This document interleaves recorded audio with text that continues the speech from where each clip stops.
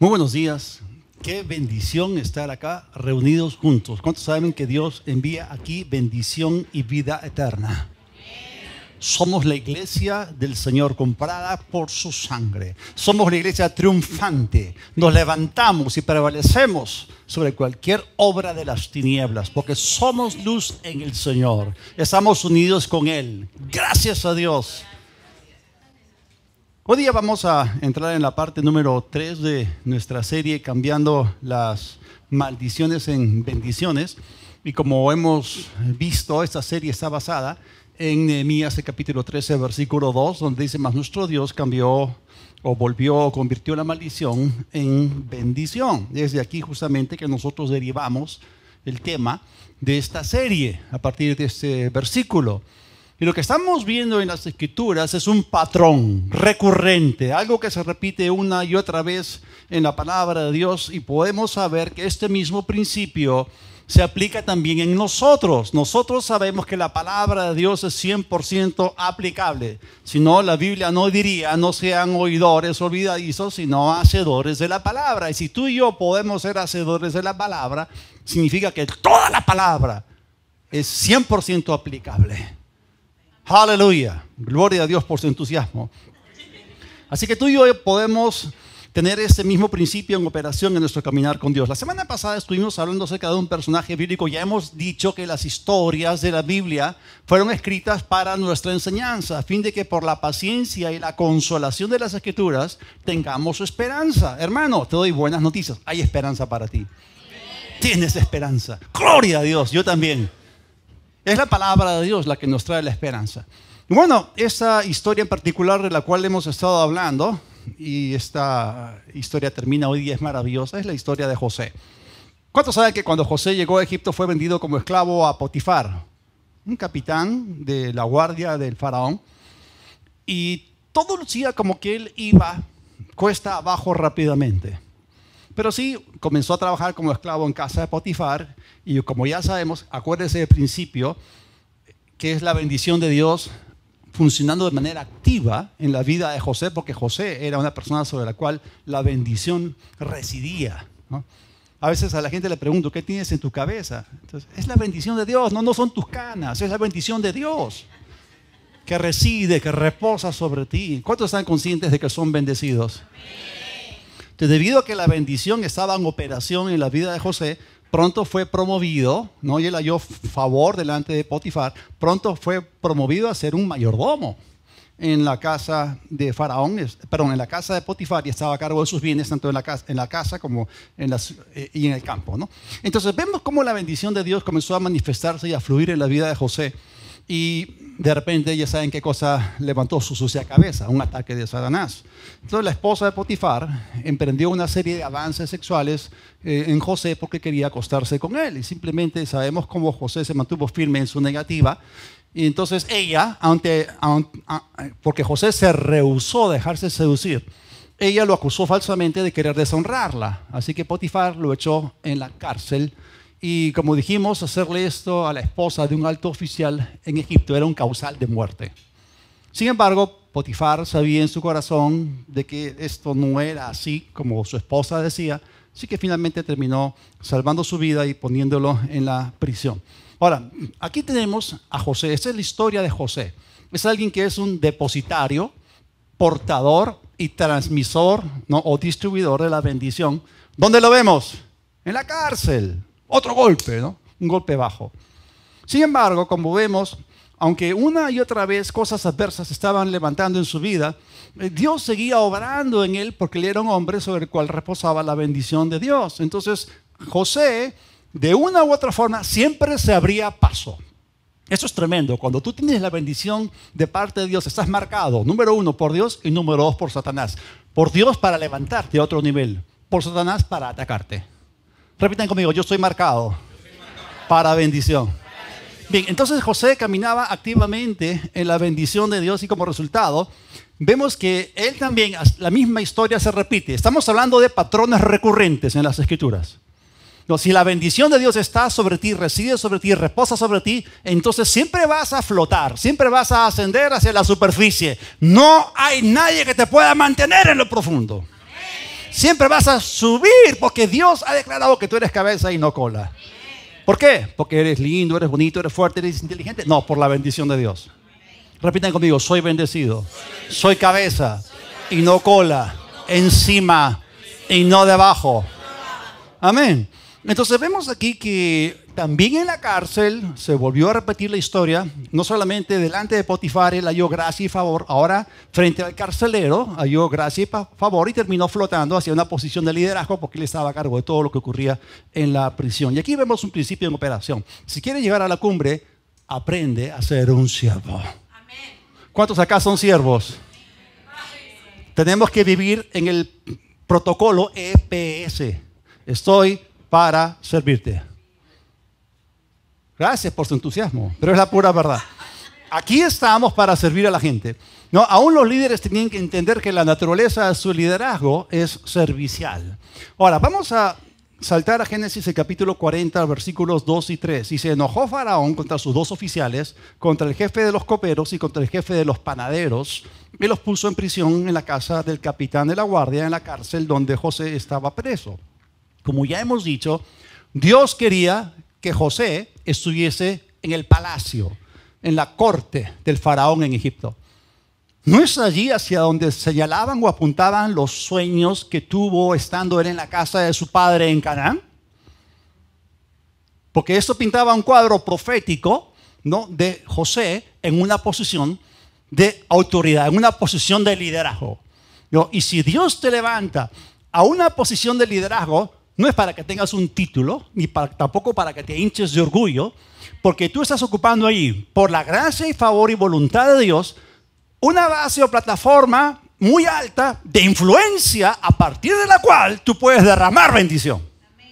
La razón por la cual tú eres bendecido es para convertirte en alguien de bendición. Porque un líder puede ser malvado, puede ser cruel y puede oprimir a su pueblo. Pero el liderazgo, según Dios, es servicial y es para distribuir bendición. Otra vez, José era el depositario, el portador de la bendición, porque donde quiera que él fuese, en la casa de Potifar, en la cárcel o en el palacio, él siempre caminaba con la bendición porque estaba residiendo sobre él. Pero al mismo tiempo, esa bendición, ese principio activo de bendición en operación sobre la persona, es para que la persona distribuya la bendición y nos convirtamos en una bendición. No hay mayor bendición que ser una bendición. Así que si vas a hacer algo en tu vida, algún ajuste, ocúpate de esto, ¿no? De conseguir la meta, alcanzar tu propósito de ser una bendición a otras personas. Así que vemos cómo Dios quería que José estuviese en el palacio y bueno, vemos que aún no era el tiempo. Así que Dios trajo al palacio a José. ¿Cómo? Dios quería que hubiese alguien delante de la corte del faraón que más adelante le hablase a favor de José. Y ese fue el propósito de llevar al jefe de los coperos a la misma prisión que José. Ambos hombres, el jefe de los coperos como el jefe de los panaderos, habían tenido sueños y esos sueños los entristecieron porque no conocían su significado. Entonces vemos aquí que lo siguiente en esta historia es que José notó que ellos estaban turbados por algo, ¿no? Así que mientras al día siguiente, después de la noche de los sueños, él se levanta para llevar a cabo su rutina, sirviendo a la gente en la prisión, él pudo ver que estos dos hombres estaban alicaídos. Es interesante porque a la mayor parte de los carceleros ni siquiera les interesa el bienestar emocional de los presos, ¿o sí? No, pero es algo maravilloso lo que vemos acá en José. José era diferente, porque él tenía un acercamiento completamente diferente al tratar con la gente. Y tú y yo debemos ser así con la gente. Tú y yo tenemos que tener lo que se conoce como people skills o don de gentes, ¿no? Tenemos que ser personas que nos llevamos bien con los demás, los tratamos bien por lo menos. Ahora, entendemos algo con respecto a José. José poseía un entendimiento. Él sabía que había ganancia en el servicio. Si tú sirves a los demás, siempre vas a ganar. A veces tú le das, porque tienes un corazón grande, a alguien una ofrenda. Y de repente tu cabeza te da problemas, no, que te equivocaste, que nunca debiste darle. Es mejor equivocarse en la gracia que equivocarse en el juicio. Yo prefiero equivocarme dándole a alguien lo bueno que equivocarme no dándoselo. Es mejor pagar bien por mal que mal por bien. Bueno, entonces vemos aquí que la Biblia enseña que sí, hay ganancia en el servicio, así que José se acercó a ambos, al jefe de los coperos y al jefe de los panaderos, y les preguntó qué cosa era lo que les estaba turbando. Entonces ellos habían tenido sueños, no conocían su significado, no sabían quién los podía interpretar, así que José les dijo, cuéntenme sus sueños. O sea, él se interesó en ellos. Eso es importante, tú tienes que tomar pasos y mostrarle a la gente que te interesas en ella. La gente no está interesada en escuchar lo que tú tienes que decirles hasta que ellos sepan que tú tienes interés en ellos. Eso es bien importante. Conéctate con la gente, tiende puentes. No seas una persona como puente roto que nadie lo pasa. Todo lo contrario, aprende a conectarte con la gente para bendición. Entonces ellos tenían sueños, tuvieron sueños y José les preguntó cuáles eran los sueños. Y el primer sueño en ser contado y ser interpretado fue el del jefe de los coperos. Vamos a ver cómo José se lo interpretó. Génesis 40:13. Al cabo de 3 días levantará Faraón tu cabeza y te restituirá a tu puesto y darás la copa a Faraón en su mano como solías hacerlo cuando eras su copero. Acá tenemos información concisa, precisa, exacta, que solamente pudo venir por el Espíritu Santo de Dios. El sueño vino de Dios y la interpretación también. Esto es algo consistente. Lean el libro de Daniel, ¿no? Las visiones, los sueños vienen de parte de Dios y de parte de Dios vienen también las interpretaciones. Esto es tremendo. En otras palabras, lo que Dios le estaba diciendo a este jefe de los coperos a través de José es, vas a ser restaurado a tu puesto. Total reposición. Qué bueno, y esto ocurrió. Cuando el jefe de los panaderos escuchó esta interpretación, él también saltó de alegría y pensó, bueno, ya no estaba turbado, ¿no? Él pensó que también recibiría una buena noticia, que había buenas noticias para él, así que le contó su sueño a José y José se lo interpretó. Versículo 19. Al cabo de 3 días, quitará Faraón tu cabeza de sobre ti y te hará colgar en la horca y las aves comerán tu carne de sobre ti. Dios mío, esto no sonaba nada bien. Sin embargo, y esto es muy importante, esto nos habla muy bien acerca de José. Hermanos, cuando leemos historias bíblicas tenemos que recoger la información contenida ahí y mirar con profundidad. Es decir, más allá de lo que vemos en la superficie del texto, o sea, busquemos rasgos distintivos del carácter que Dios quiere que nosotros tengamos. Y vemos aquí que se revela el verdadero carácter de José, porque José era un hombre de integridad, él no era un adulador. Él le dijo al jefe de los panaderos la pura verdad. Un adulador es alguien que le dice a la gente lo que la gente quiere oír. Y definitivamente el jefe de los panaderos acá no quería recibir esas malas noticias que José le había traído con respecto a este sueño, pero José le dijo la verdad porque era un hombre íntegro. Y eso lo aprendemos en la vida de José, porque le dijo exactamente lo que había recibido de parte de Dios. Y si Dios te da algo para alguien, puede que no suene bien, pero tú tienes que darle exactamente lo que Dios te dijo. ¿Por qué? Porque demasiados comunicadores en la actualidad están empeñados en decir solo lo que hace que la gente se sienta bien. Hermano, la vida cristiana no tiene nada que ver con emociones, no tiene nada que ver con sentimientos. Yo no me muevo por emociones, yo me muevo por convicciones. El justo por la fe vivirá. Esto es bien importante. Convicciones, no emociones. ¿Tenemos emociones? Sí, no somos robots impersonales. Dios nos dio a nosotros la emoción para enriquecer nuestra experiencia diaria, pero la emoción no es nuestra guía. La emoción es una expresión de ciertas decisiones que nosotros tomamos o de ciertos pensamientos que tú y yo pensamos. Bien, entonces estas personas se enfocan tanto en las cosas que hacen que la gente se sienta bien que nunca llevan a las personas a tomar una decisión. Nunca las llevan al punto en que podríamos describir este punto como una encrucijada. O sea, nunca te sientes bajo el ministerio de alguien que en su predicación nunca te lleva a una verdadera encrucijada. Una encrucijada es un conjunto claro de opciones dentro de la cual tú puedes ser capaz de entender, ¿no?, si cierto comportamiento es destructivo en naturaleza o si hay otro comportamiento que es totalmente aceptable. Y esto te lleva a ti, en el momento de la verdad, te lleva a un punto de decisión. ¿Cuántos saben que toda la Escritura es inspirada por Dios y es útil para 4 cosas? Para enseñar, para redarguir o confrontar, ¿no?, para corregir y para instruir en justicia. Entonces la palabra de Dios te muestra en qué estás pensando mal, en qué estás actuando mal y coloca en la verdadera dirección, ¿no?, tu comportamiento y tu pensamiento. Entonces el adulador o el lisonjero solamente quiere hacerte sentir bien porque él adultera la verdad. Y él te va a proyectar una idea de que como que los estándares de Dios son absolutamente imposibles de alcanzar, como que tú no puedes caminar en la perfecta voluntad de Dios. ¡Falso! El 100% de la palabra de Dios es aplicable. Si tú eres oidor, puedes ser hacedor. Y depende de ti. Dios produce en nosotros el querer como el hacer. Produce el deseo y nos da el poder para ser hacedores de la palabra. No hay excusa. Podemos ser hacedores de la palabra. Entonces, es triste que muchos comunicadores, como estábamos viendo, en la iglesia presenten un mensaje rebajado, devaluado, aguado, adulterado, y no predican la verdad de la palabra. Y esto mantiene a la gente en atadura. Eso causa de que sean estorbados grandemente en su caminar con Dios y nunca van a poder agradarlo. Así que José era íntegro y no un adulador, no un lisonjero. Y por eso le dijo la verdad al jefe de los panaderos. Y en realidad esta actitud que tuvo José al decirle la verdad dura y cruda al jefe de los panaderos fue lo que más adelante lo llevó delante del faraón. Porque si tú eres esa clase de persona que se derrite o encoge delante de las personas que están en eminencia, delante de los poderosos o de los líderes gubernamentales, entonces tú les dirás solamente lo que tú piensas que ellos quieren oír.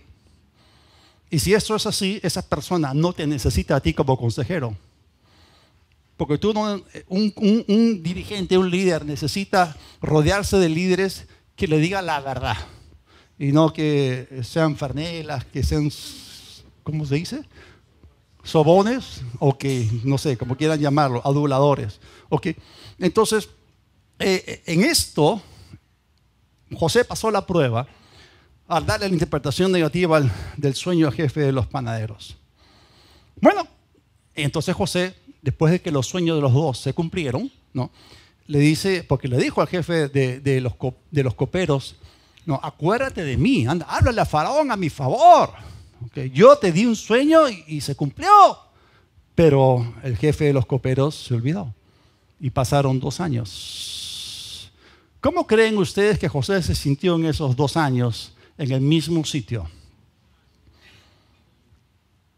Hay gente que ora diciendo, Señor, arrebátame, ¿no? Pero quiero que entiendan una cosa. Nuestro Dios es el Dios de procesos. Y seguramente tú estás pendiente, ¿no?, de que Dios cambie las situaciones, las circunstancias. Pero Dios está haciendo un trabajo en ti. Es más importante que tu carácter se desarrolle, no que las circunstancias cambien. ¿Qué dice Santiago 1:4? Mas tenga la paciencia su obra completa, ¿no?, a fin de que sean perfectos y cabales sin que les falte cosa alguna. Si los sueños que Dios le dio a José en casa de su padre en Canaán lo iban a catapultar a esa posición de liderazgo, José necesitaba tener rasgos distintivos de carácter que lo pudiesen sostener en esa posición de autoridad y de liderazgo y de influencia. ¿Alguna vez han visto una onda? Un pedazo de madera con un jeve, colocan una piedra, ¿no? Bueno, mientras más atrás jalas la piedra, más lejos va a llegar, ¿no? Pasaron 2 años y esto iba a catapultar a José a una posición mucho más alta. Repiten conmigo, Dios está obrando a pesar de mis circunstancias. Entonces aquí vemos otra vez que Dios estaba moviendo en su plan a favor de un hombre sobre el cual reposaba la bendición. Y ahora Dios, en la siguiente etapa, pasan 2 años y Dios se mueve otra vez. Ya que tenemos una secuencia, un patrón repetitivo. 2 sueños en casa de Jacob, en Canaán. Sueños en la prisión de Potifar. Sueños en el palacio. Interesante. Canaán, ¿no?, la casa de Potifar, o bueno, la cárcel de Potifar y ahora el palacio. Qué tremendo. ¿Cómo Dios puede hacer que una maldición se cambie en bendición llevando a alguien de la cárcel al palacio? ¡Wow! ¡Qué maravilloso! ¿Cuántos saben que Jesús fue resucitado desde el infierno y luego ascendió al cielo? Interesante. Hay paralelos allí. Bueno, entonces vemos que Dios se mueve y otra vez sueños. Nuestro Dios es un Dios que da sueños. ¿Y estos sueños quién los tuvo? El faraón.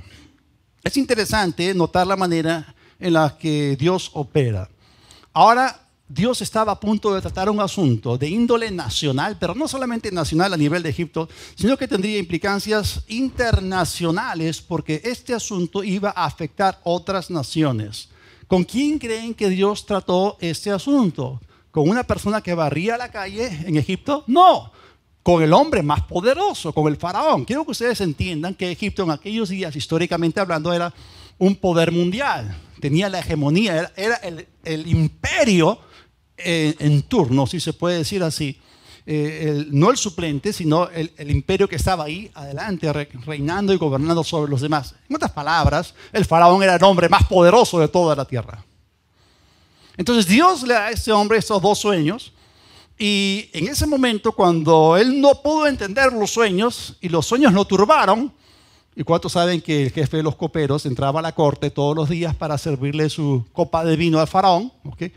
Y lo vio turbado, y ahí el jefe de los coperos se acordó de José, y eso fue lo que trajo a José de la prisión al palacio.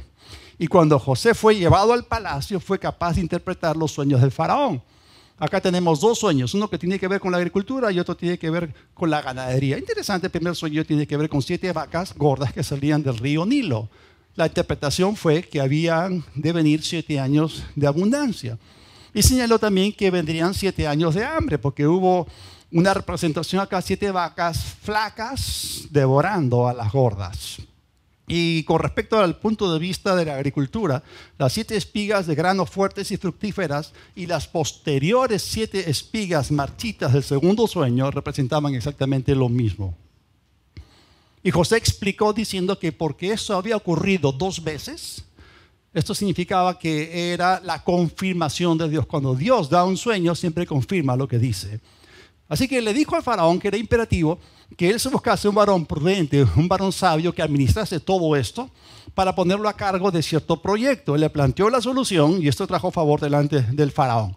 Ahora es algo interesante notar acá que estas cosas, porque vemos aquí a José con sabiduría, en excelencia, hablando delante de la corte del faraón sin encogerse, sin ser intimidado, porque él tenía confianza en su Dios. Pero vemos que esto no lo aprendió en casa de su padre en Canaán. Definitivamente la habilidad para interpretar sueños la recibió de parte de Dios estando en Canaán, pero vamos a darnos cuenta aquí que hubo 4 marcas distintivas en la vida de José que el faraón fue capaz de reconocer en José, que convirtieron a José, número 1, en una persona completamente libre y número 2, en un alto oficial, como el segundo bajo el mandato del faraón. En otras palabras, esto iba a catapultar a José a cargo de una inmensa operación alimentaria y José fue promovido a ser el ministro de Agricultura del faraón en Egipto. Vamos a ver esas 4 marcas. Lo primero, José era hebreo y él tenía que entender la cultura egipcia. Así que número 1, José conocía bien la cultura egipcia. Cuando el copero se acordó del sueño que José le había interpretado y se lo dijo al faraón, el faraón mandó traerlo de la prisión al palacio. Ahora, lo que hizo José hizo algo que iba a agradar al faraón de una manera correcta, porque fue respetuoso lo que él hizo. Se bañó, se cambió de ropa, se afeitó. Esto es importante porque en Egipto las barbas no eran bien vistas. No, si él se hubiese presentado delante del faraón con barba, jamás hubiese sido puesto como un gobernador en toda la nación. A los egipcios no les gustaban las barbas, tenían cierta repugnancia. No en Canaán, pero en Egipto sí ocurría esto. Entonces, si él se presentaba con barba delante del faraón, el faraón hubiese interpretado que a José no le importaba en lo absoluto cómo pensaba su pueblo. Así que José mostró esa clase de sensibilidad que el faraón buscaba en alguien a quien pudiese delegar cosas. Ahora, mientras estaba en prisión, no había problema con su barba, pero si iba a operar en el palacio del faraón, tenía que ser sin barba. Segunda cosa que el faraón pudo ver en José fue que José habló clara y confiadamente ante el faraón. Eso nos dice que en los 13 años que José llevaba en Egipto, él aprendió a hablar el idioma egipcio a la perfección. Y esto nos habla otra vez más de José, porque él tuvo una actitud alta, elevada, bastante saludable. Él poseía una mentalidad muy alta y muy elevada.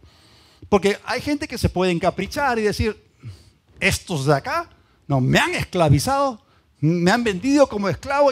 ¿Qué me interesa? No quiero saber ni siquiera una vocal del idioma egipcio. No, pero él no tuvo esa clase de actitud. Él razonó, ¿no? Bueno, no importa la situación que está viniendo contra mí, yo voy a sacar lo mejor de mí, no lo peor de mí. ¿No? Tú te puedes encaprichar, ¿no? Y no querer saber nada de lo que está pasando y cerrar tu corazón, y eso te va a limitar a ti mismo, ¿no? Y eso es lo peor de ti, pero saca lo mejor de ti. Entonces él se pudo haber encaprichado, pero no lo hizo. Él se pudo haber mantenido hablando solamente en hebreo, pero no lo hizo. Él aprendió bien el egipcio, y si que iba a ser un alto líder, un alto oficial en Egipto, necesitaba hablar bien su idioma. Y lo aprendió tan bien que cuando sus hermanos vinieron de Canaán para comprarle grano y él los atendió, ellos no lo reconocieron como un hebreo. Tampoco él les habló en hebreo. Él estaba hablando en egipcio a través de un traductor. Y lo hizo sin un acento hebreo.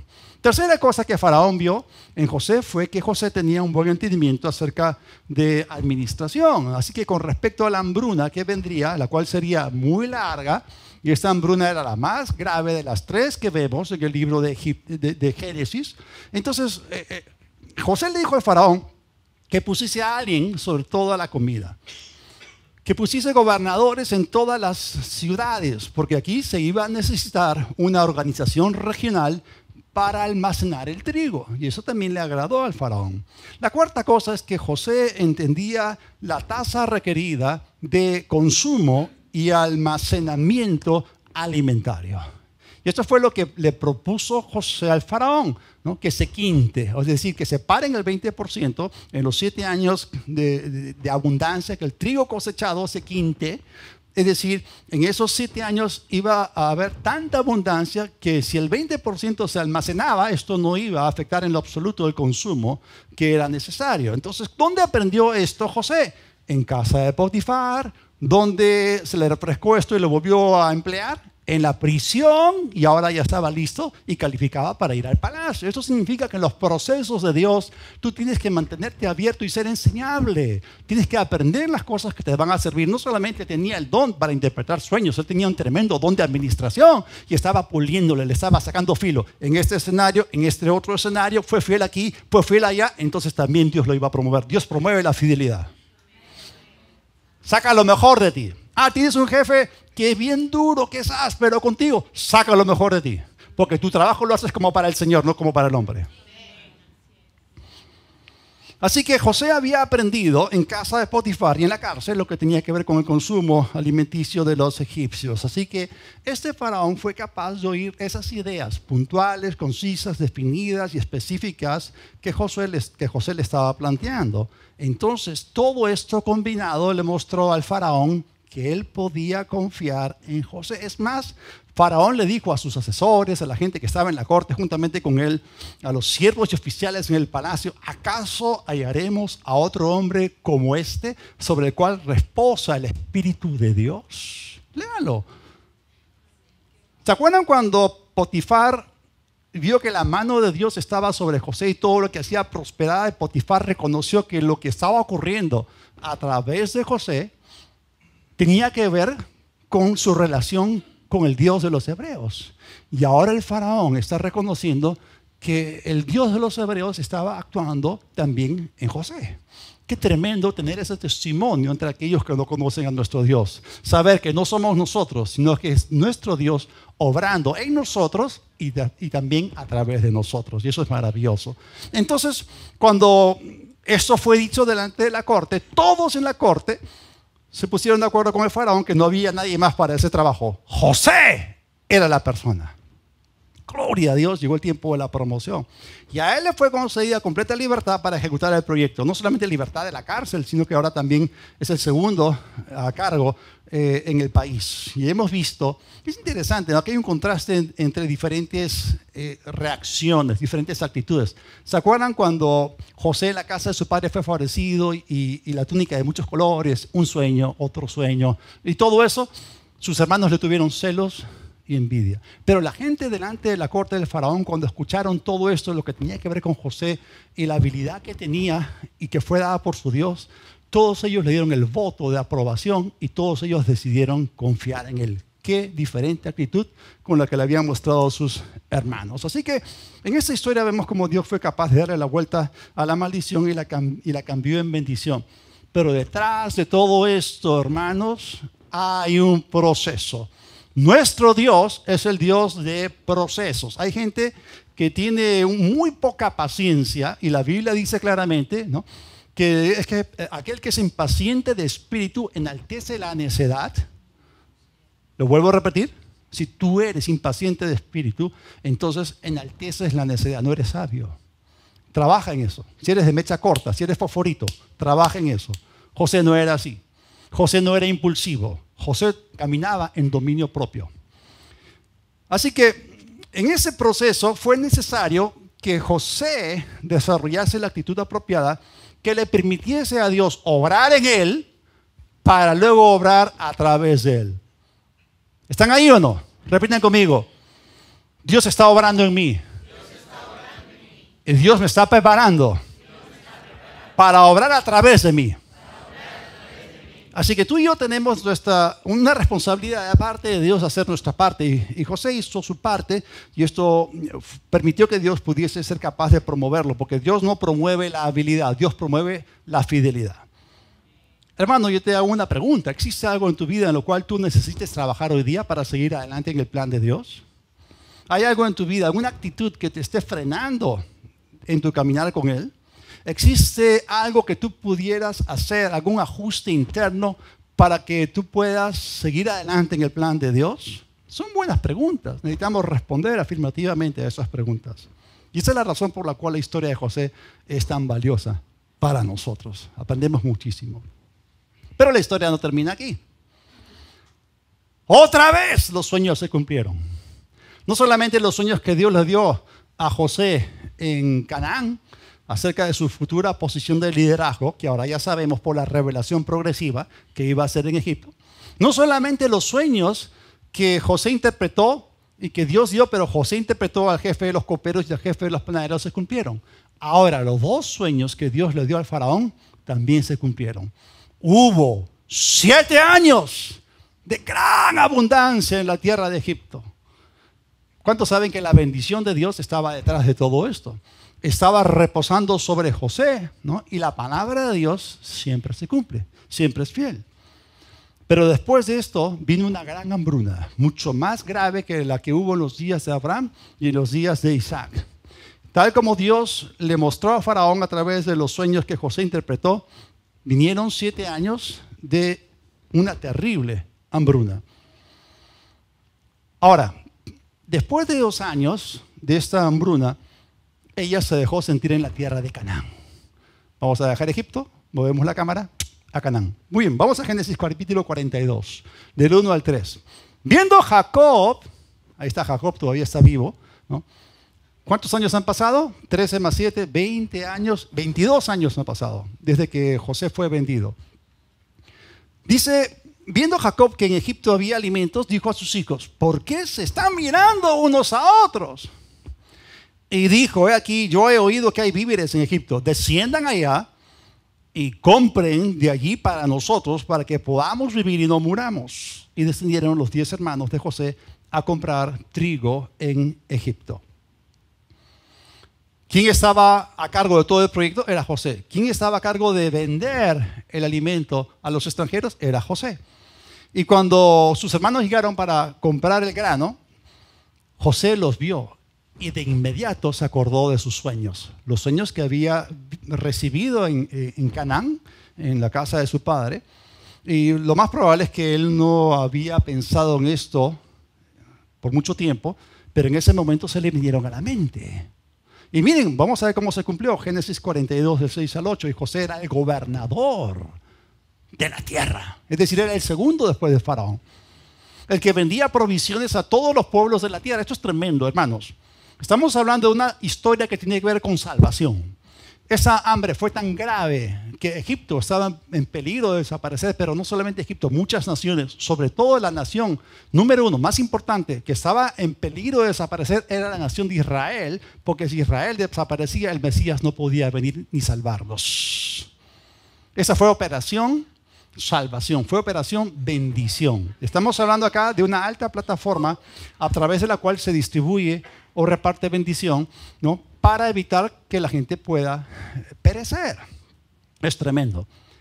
Y dice aquí entonces que vendía las provisiones a todos los pueblos de la tierra. Entonces llegaron los hermanos de José y se cumplió el sueño. Se postraron ante él con el rostro a tierra. O sea, imagínense a José, está allí, vienen sus hermanos, él los reconoce, ellos no lo reconocen, está vestido como egipcio, ya no tiene barba, seguramente rapado, ¿no?, con esto de acá encima y hablando en egipcio perfecto, con un intérprete para comunicarse con los extranjeros. Y de repente los ve postrados delante de él y se acuerda de los sueños porque en los sueños había visto esto. Versículo 7, y al ver José a sus hermanos los reconoció, pero simuló serles extraño y les habló con dureza o ásperamente. Luego les preguntó, ¿de dónde han venido? Ellos le respondieron, de la tierra de Canaán para comprar alimentos. José reconoció a sus hermanos, pero ellos no lo reconocieron a él. Y eso es tremendo, esta historia es maravillosa, es fascinante. Porque vemos ahora a José que está en una posición de mucho poder. Él en ese momento comienza a trabajar y a preparar cuidadosamente circunstancias para conducir a sus hermanos hacia el arrepentimiento. Esto es bien importante. Ellos habían hecho lo malo. Gálatas capítulo 6, versículos 1 y 2. ¿No? Si alguno de ustedes se ha encontrado en alguna falta, ustedes que son espirituales, restáurenle con espíritu de mansedumbre. No dice ustedes que son legalistas, denle con el hacha y córtenlo de raíz. Nosotros no podemos tratar a la gente así. Eso nos habla muy bien acerca de José, porque en ese momento él pudo haberse desquitado de ellos, pudo haberse vengado de ellos, pudo haberles dado duro, pero no lo hizo. Por otro lado, tampoco era sabio darse a conocer a sus hermanos en ese momento porque las cosas no hubiesen funcionado bien. Entonces José procedió cautelosamente, lentamente, para mostrarles a sus hermanos la bondad de Dios que los iba a llevar al arrepentimiento. ¿Cuántos saben que la Biblia dice que la bondad o la benignidad de Dios nos conduce al arrepentimiento? Esa es la intención de Dios, es la restauración de las personas. De eso se trata. Bien. Otra cosa importante aquí con respecto es que José no solamente tenía que tratar con sus hermanos, sino que también le concernía el estado, la situación de su padre. Es decir, no tenía forma de saber si su padre estaba vivo o no. Y otra cosa que también en ese momento le preocupaba era, él quería saber acerca de la condición de su hermano Benjamín, porque no sabía absolutamente nada de ellos. Así que trató con sus hermanos a partir de un lugar de fortaleza, a través de una posición de autoridad, pero aún no se da a conocer a ellos, sino que muy cuidadosamente los lleva, los conduce a ese punto de restauración. Y aquí aprendemos una importantísima lección. No por el hecho de que sepas algo, significa que debes compartir todo lo que tú sabes con los demás. Vamos a ver que vamos a aprender aquí que José no era una persona impulsiva. Él había aprendido a controlar sus impulsos. Él no era un fosforito. Tú no lo podías provocar fácilmente. Él no era combustible, si se puede decir así. De hecho, con respecto a este asunto de no compartir todo lo que sabes, Jesús mismo dijo a sus discípulos antes de ir a la cruz, hay muchas cosas que quiero compartir con ustedes, pero ahora no puedo porque no las van a poder sobrellevar. Más adelante el Espíritu Santo se las va a revelar. Y cuando tú revelas a la gente verdades para las cuales no están listas, entonces ellos no las pueden recibir y cometes un grave error. Esto es prematuro y las cosas no van a funcionar. Así que José no cometió este error, esperó el momento adecuado. Así que él tenía que idear una manera de que Benjamín fuese traído de Canaán a Egipto. Él quería saber si sus hermanos lo habían tratado con crueldad como lo habían tratado él. Tenía que saberlo. Entonces se puso a pensar, ¿Cómo obtengo dicha información? Ah, ya sé cómo. Y los acusó directamente de ser espías. Entonces, cuando ellos comenzaron a defenderse, comenzaron a sacar la información. No, nosotros no somos espías, somos hombres honrados, hemos venido a comprar alimentos. Somos 12 hermanos que venimos de la tierra de Canaán, nuestro padre aún vive y tenemos aún un hermano menor, ¿no?, que no ha venido con nosotros. Y el otro no aparece porque ha muerto, refiriéndose a José. Así obtuvo la información sin ser evidente. Por supuesto, en eso último, José sabía que ellos estaban mintiendo y estaban encubriendo sus acciones criminales, ¿no? Sin embargo, él buscó la forma de que Benjamín fuese traído delante de él. Así que les dijo lo siguiente: ustedes me dicen que tienen un hermano menor, me dicen que no son espías y que no están mintiendo. Ok, vamos a hacer una cosa, ¿no? Regresen a su tierra, ¿no?, y para mostrarme que no me están mintiendo, traigan a su hermano menor, ¿no? Y como garantía agarró a uno de los hermanos y lo metió preso delante de los demás. Ahora, ¿ustedes creen que José fue aquí, no fue intencional al escoger a la persona que iba a meter en la prisión? No, él fue altamente estratégico. ¿A quién lo agarró? A Simeón. Simeón era una joyita. Él era el hermano que fácilmente se dejaba llevar por la ira. No sé si ustedes se acuerdan, pero ellos tenían una hermana llamada Dina, ¿no? Y Siquem, ¿no?, el príncipe Siquem, la violó, la forzó. Entonces fue Simeón el que juró vengarse y el que estuvo a cargo, ¿no?, de este genocidio, porque Simeón era despiadado, tenía un terrible temperamento y él fue responsable por la muerte de todo el pueblo de Siquem, ¿no? Ah, ya, vamos a emparentarnos, circuncídense. Y cuando estaban todos los varones circuncidados, vinieron, les cayeron encima y los mataron a todos, ¿no? Y tenía una terrible influencia sobre sus hermanos. Es más, Jacob, cuando profetizó acerca de él, dijo que muy cruel era su ira. Y otro que era bien parecido a Simeón era Leví, pero Leví era menor. Pero el líder del grupo, el líder de la banda, era Simeón. Entonces, ¿se acuerdan de la historia, ¿no?, después de la túnica de muchos colores, después de los 2 sueños, y sus hermanos salen ahí al campo con los rebaños? ¿Se fueron a dónde? A Siquem, y luego terminaron en Dotán. José fue a buscarlos, su padre le encargó: ¿cómo están tus hermanos? ¿Cómo están los rebaños? Entonces José se está acercando a Dotán, lo ven de lejos. ¿Quién creen que lideró la banda con la intención de matarlo? Fue Simeón. Él tomó la iniciativa. Rubén, que era el mayor, trató de salvarle la vida, pero Rubén, el primogénito, había perdido su lugar de influencia y su autoridad moral por un pecado sexual. Tomó a una de las concubinas de su padre. Entonces sus hermanos ya no le hacían mucho caso. Así que fue Simeón el que primero quería ver muerto a José. Por eso Dios usó a José en ese momento para quitar este tipo de cosas malas de Simeón, colocándolo en la prisión de Egipto, llevándolo al punto, ¿no?, de la reflexión, para romper esa atadura, ese fuerte impulso iracundo que se levantaba en él y que lo gobernaba, y que a veces también tenía una terrible influencia sobre sus hermanos, incitándolos también a ir en la misma dirección equivocada. Así que José lo puso a Simeón en la cárcel para romper ese defecto de su carácter. Y definitivamente, si José puso a Simeón en la cárcel, fue para su bien, no fue para hacerle daño, porque él pudo haberlo dañado de otra forma. Era para que él y sus hermanos fuesen cambiados para bien. Entonces, al humillar a Simeón, colocándolo en la cárcel, él encontró una forma de agilizar este proceso hacia el arrepentimiento y la restauración de sus hermanos. Bien, entonces llegaron 10 a la tierra de Egipto, regresaron 9. Y cuando Jacob se entera que Simeón estaba preso en Egipto, quedó completamente devastado. Bueno, ellos le dijeron: no, nos han dicho de que Benjamín venga con nosotros para ver si decíamos la verdad o no. Y él se opuso. Se opuso. Pero la verdad es que no les quedaba más opción, porque pasaron algunos meses más y se quedaron sin comida, así que estuvieron obligados a volver para comprar más alimentos.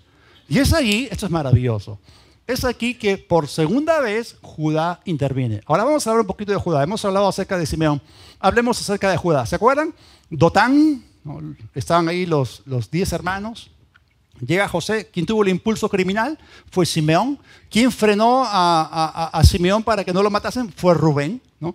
Rubén se fue un rato, lo metieron a José en una cisterna, ¿no?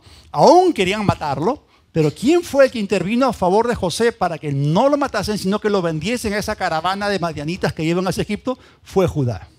Esa intervención salvó a José.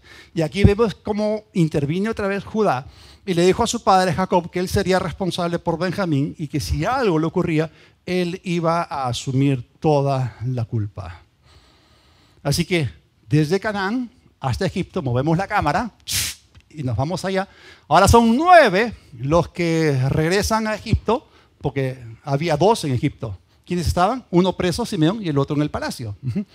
Y esta vez regresan con Benjamín, y cuando José vio a su hermano menor, esto quebrantó su corazón. Es decir, las entrañas se le conmovieron y se retiró aparte para llorar. Él no podía permitir, ¿no?, que la gente lo viese llorando.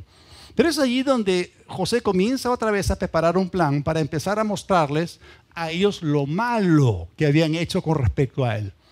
Es tremendo el paralelo, porque ¿cuántos saben que en el libro de Juan, capítulo 16, nos dice que el Espíritu Santo va a convencer al mundo de pecado? Si una persona no tiene convicción de pecado, no puede ser conducida hacia el arrepentimiento. Si una persona no admite que ha hecho lo malo, no se puede arrepentir. Y eso es algo que tenemos que ver en las iglesias. No pueden existir conversiones mentales. La persona tiene que ser confrontada y saber que ha pecado contra Dios. Y recién allí está en el lugar correcto para poder arrepentirse. Si no, vamos a tener falsos creyentes. Gente que no ha nacido nuevo, que son religiosos, pero no tienen vida. ¿Me están entendiendo lo que estoy diciendo? Entonces Dios es un Dios de restauración y nos lleva a hacer arrepentimiento, pero tiene que haber convicción de pecado. Así que José trabajó con ellos de una manera muy sutil, les preparó un banquete en su casa. ¡Wow! Una mesa larga, ¿no? Y eso era algo, por supuesto, que los egipcios no hacían. Para un egipcio, comer con un hebreo era abominable. Era algo que no se hacía, pero José lo hizo. Así que ellos se sentaron a la mesa, estaban bastante nerviosos porque no sabían lo que estaba ocurriendo. Y la otra cosa que hizo José, aparte de invitarlos a un banquete en su casa, él mandó a sus siervos a que los sentasen a ellos en el orden de su nacimiento, ¿no? Rubén, Simeón, seguramente Leví, todos hasta el último, que era Benjamín. Y otra cosa más que José ordenó fue que a Benjamín le sirviesen 5 veces más comida que a sus hermanos. El número 5 es el número de gracia. Entonces, José está generando situaciones porque él está leyendo comportamientos y está viendo actitudes, ¿ok? ¿Se acuerdan cuando José había sido favorecido por su padre? La túnica de muchos colores, etcétera, etcétera, el favorito de su padre, ¿no?, a quien él amaba por encima de sus hermanos. Ahora él quiere ver si por haber favorecido a Benjamín, sus hermanos otra vez, igual que como él, ¿no?, iban a tenerle celos y envidia. Está leyendo. Está leyendo. Pero él estaba obrando, haciendo las cosas para llevarlos a pensar que algo inusual estaba ocurriendo.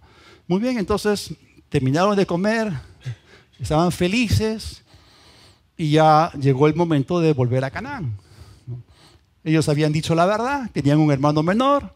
Simeón fue sacado de la cárcel, estuvo con ellos en el banquete. Entonces le dice a su siervo que coloque en los camellos de ellos, seguramente, en sus costales, el grano, ¿no?, y el dinero que ellos habían pagado, los puso de vuelta allí. Pero él hizo otra cosa adicional, porque él tiene un plan. José hizo que su copa personal, a partir de la cual él bebía, fuese colocada en el costal del hermano menor Benjamín. Así que ellos habían salido ya de la ciudad, no estaban muy lejos de la ciudad, y José envía a sus hombres, junto con su mayordomo, imagínense, en parte del ejército, y su mayordomo los acusa de robarle a José la copa. Por supuesto, ellos no lo habían hecho y querían demostrar que no lo habían hecho, entonces abrieron sus costales y la copa fue hallada en el costal de Benjamín. ¿Cómo creen que se sintieron ellos? Completamente aterrorizados, rasgaron sus vestidos, volvieron cabizbajos y alicaídos a la ciudad. Ahora se las tenían que ver con el gobernador de todo Egipto. No sabían lo que les iba a pasar. Entonces, cuando ellos llegan delante de José en Egipto, entre ellos comenzaron a discutir y comenzaron a admitir que ellos habían hecho lo malo. Sí, esa calamidad nos ha acontecido a nosotros porque nosotros echamos a nuestro hermano José en la cisterna y nos hicimos oídos sordos de los gritos y nos rogaba y nos suplicaba que nos soltásemos, pero nosotros tuvimos un corazón endurecido en contra de él y lo vendimos como esclavo. Ellos estaban hablando todo eso en hebreo sin entender que José los entendía, sin saber que José los entendía. Y ahora, en ese punto, José pudo ver que sus hermanos estaban verdaderamente arrepentidos, mostrando una actitud completamente diferente para con Benjamín, como la que inicialmente tuvieron en contra de él. De ninguna manera ellos iban a permitir que Benjamín quedase preso en Egipto. Y aquí por tercera vez, Judá interviene. Y le dice a José que le deje tomar a él el lugar de su hermano menor. Le dijo que si Benjamín no volvía a la casa de su padre, entonces sería fatal para él. Así que le pidió a él ocupar el lugar de Benjamín. Ahora, cuando hablamos acerca de Judá, es la cabeza de la tribu de Judá. ¿Cuántos saben que de la tribu de Judá salió el león de Judá? La raíz de David. Ese es un hermoso cuadro que prefigura la salvación mediante Jesucristo como nuestro sustituto tomando nuestro lugar, ¿no? Y Judá quiere tomar el lugar de Benjamín. Qué lindo, ¿no? Qué maravilloso. Ahora, cuando esto ocurrió, José no se pudo contener más. Mandó a todos los egipcios salir de ahí y se puso a llorar a gritos. Y hablándoles en hebreo les dijo: ¡Yo soy José! Y es ahí donde ellos estaban perplejos, atónitos, no sabían. Y ese habrá sido un momento emocionalmente muy profundo, pero fue sobrenatural. Pero lo que vemos acá es que todos los eventos convergieron hacia ese momento especial, los puntos se conectaron. ¡Qué maravilloso! Dios los llevó al punto de arrepentimiento, de restauración. Y lo que quiero que vean acá en todo este proceso es que José no saltó impulsivamente o impetuosamente a este momento, sino que lo trabajó de manera cronometrada, sincronizada, cuidadosamente. Y esto nos enseña algo. Dentro del proceso en el cual Dios cambia las maldiciones en bendiciones, puede que haya una secuencia de pasos que tome tiempo, ¿no? Y puede que el resultado deseado no llegue para ti de la noche a la mañana. Habrá momentos en los cuales tú vas a desear que Dios le dé la vuelta a las circunstancias más rápido de lo que Él suele hacerlo, ¿no? Porque delante del Señor un día es como 1000 años como un día, ¿no? Entonces, tu tiempo no es el tiempo de Dios. Recuerda, Dios está trabajando en ti.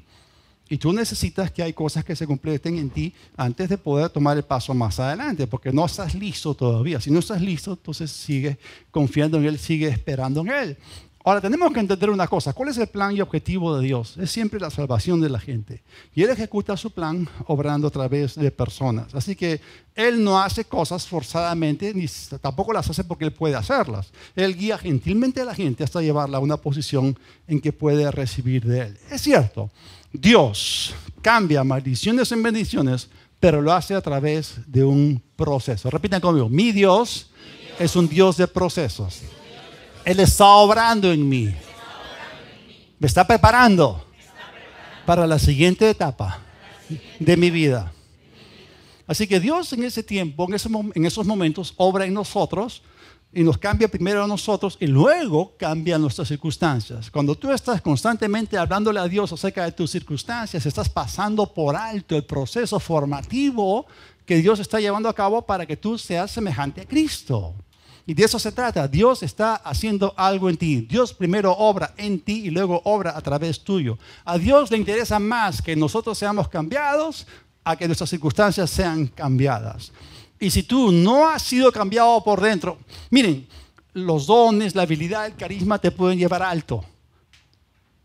Pero si tú no tienes algo sólido que te sostenga, el diablo te dispara ¡pah! Y rapidito caes, te baja. ¡Pah! Y si mientras más alto caes, más te golpeas y más daña gente que están bajo tu influencia.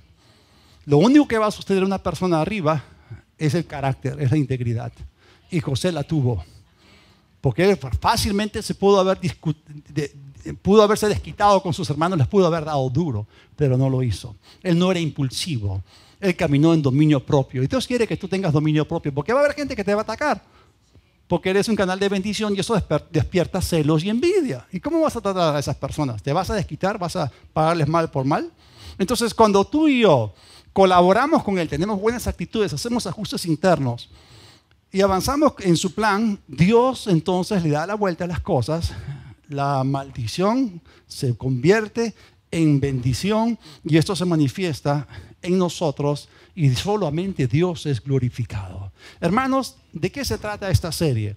De que ustedes puedan entender que tú y yo hemos sido creados para ser agentes de bendición.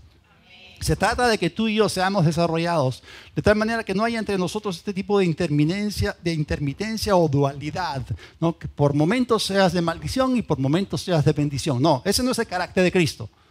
O sea, una fuente de agua no puede entregar agua amarga y agua dulce a la vez. Y la Biblia dice, esto, amados hermanos, no debe ser así.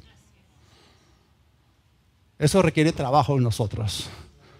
Dios te levanta a una alta base o plataforma de bendición para que tú distribuyas la bendición a las naciones. No solamente se cumplió en José lo que Dios le dijo a Abraham, en tus simientes serán benditas las naciones, porque José llegó a ser de bendición para Egipto y para las demás naciones, y sobre todo para que la nación de Israel no desapareciese, porque de Israel vino la salvación, de los judíos viene la salvación, vino el Mesías, vino Jesucristo, quien es nuestro Señor y Salvador. Amén. Así que así como José distribuyó la bendición a las naciones, tú y yo también hemos sido puestos por Dios para hacer lo mismo en el nivel de su perfecta voluntad para con nosotros. Vamos a orar. Padre, te damos gracias por tu bondad, la buena obra que empezaste en nosotros. La perfeccionas hasta el día de Cristo. Obra en nosotros. Prepáranos para obrar a través de nosotros a otro nivel. Aquí estamos dispuestos. Queremos manifestar tu carácter, Señor Jesucristo. Queremos que solo tú seas glorificado. Gracias te damos en el nombre de Jesús. Amén. Y si estás aquí y aún no has recibido a Cristo en tu corazón, te digo, hoy es el día de salvación. Dios quiere que todos los hombres se arrepientan y vengan a Él para salvación. Dios ha establecido a Jesucristo. Él es el camino, la verdad y la vida. Si aún no has recibido a Jesucristo en tu corazón, cierra tus ojos y repite esta oración conmigo en voz alta. Dios del cielo, reconozco que te necesito. Reconozco también que he pecado contra ti. Me arrepiento. Perdóname. Hazme una nueva persona. Creo que el Padre te resucitó y que tú vives. Recibo tu perdón. En el nombre de Jesús. Amén. Bendición sobre bendición. Gracias.